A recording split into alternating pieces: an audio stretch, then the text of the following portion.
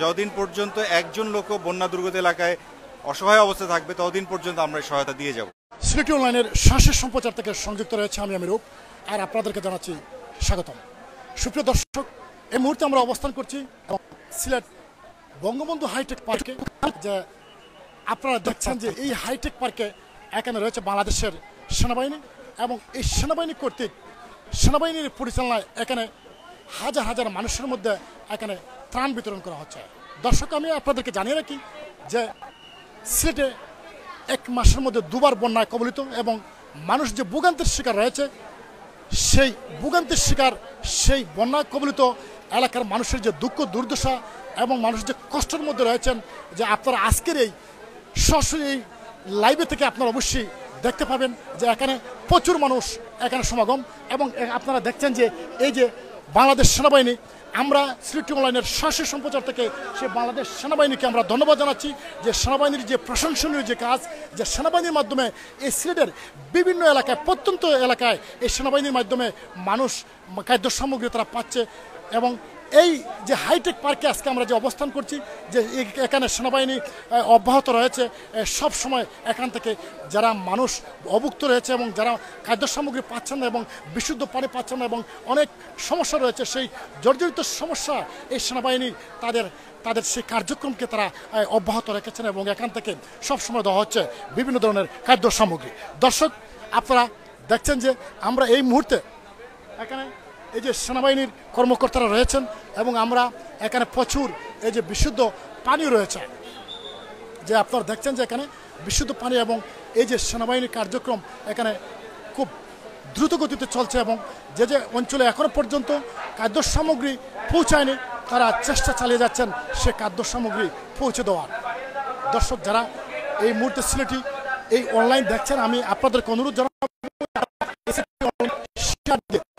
আমাদের সাথে থাকেন এবং অন্যদেরকে দেখার সুযোগ করে দেন যে বাংলাদেশের সেই প্রশংসনীয় উদ্যোগ, যে সেনাবাহিনী বন্যার্থ মানুষের পাশে সেনাবাহিনী তাদের প্রচুর কঠোর পরিশ্রম তারা চালিয়ে যাচ্ছেন।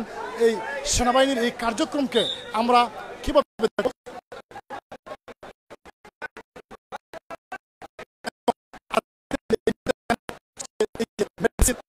যে যারা বন্যা কবলিত এলাকায় দুর্যোগ এলাকায় যারা অসুস্থ রয়েছেন, যে এই যে বাংলাদেশ সেনাবাহিনী তারা তাদের সেই চিকিৎসাও তারা দিয়ে যাচ্ছেন। যে আপনারা দেখছেন যে এখানে যে এই চিকিৎসা সামগ্রী এখানে রয়েছে, ঔষধ, ইনজেকশন বিভিন্ন ধরনের, এবং এখানে সেনাবাহিনীর সে ডাক্তাররাও সেখানে প্রেসক্রিপশন করছেন এবং রুগী দেখছেন।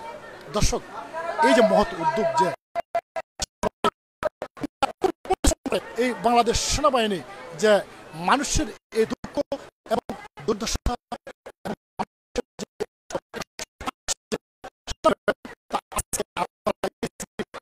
সম্প্রচারে অবশ্যই আপনারা দেখতে পাচ্ছেন। এবং এখানে প্রচুর মানুষ যারা অসুস্থ বিভিন্ন সমস্যা নিয়ে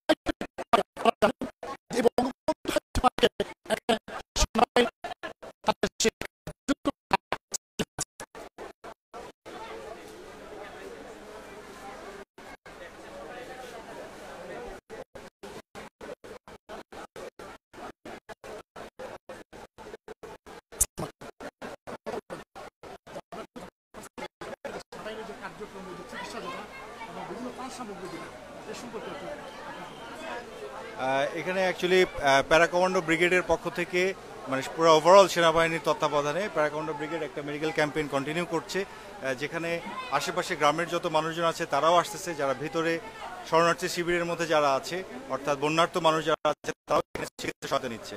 আসলে আমরা কোনো জায়গা তিনি আসছেন তাকে আমরা এখান থেকে দিচ্ছি, আর যিনি পাচ্ছেন না তাদেরকে আমরা স্পটে যাচ্ছি, আমাদের স্পিড বোট সহ আমাদের ডাক্তার সহ আমরা রেগুলার বাড়ি বাড়ি দিয়ে আমরা চিকিৎসা দিয়ে আসতেছি।